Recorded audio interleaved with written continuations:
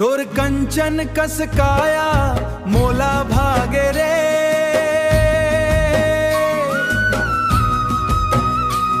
तोर कंचन कस काया मोला भागे रे, तोर नैना के कजरा जादू डारे, मोर जियराओं में कजरा जादू डारे रे।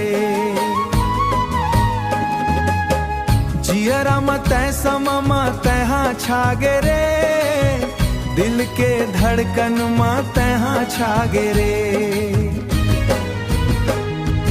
रंधनी कस रूप तोर चंदा कस मुखड़ा, तै हंस मोर जिंदगी के सबसे सुघर टुकड़ा।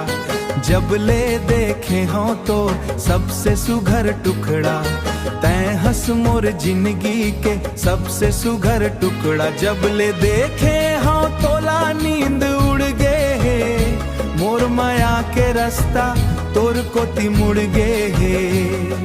मोर माया के रास्ता, मोर माया के रास्ता तोर कोती मुड़ गे है। तोर माया के बोली जैसे बांसुरी के तान,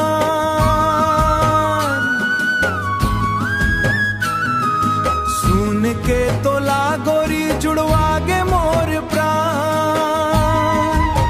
हंस दे थसते जब खिल जाते भुइया, तोर बिना पड़ सुना लागे ये दुनिया।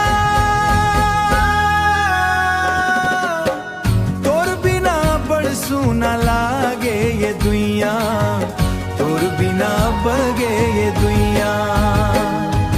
नदिया के पानी कस बहते जाबो संगी, बहते जाबो संगी, रमते जाबो संगी।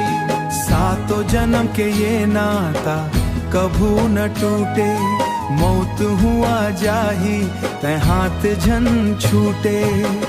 तै मोर जिंदगी तै मोर संसारे,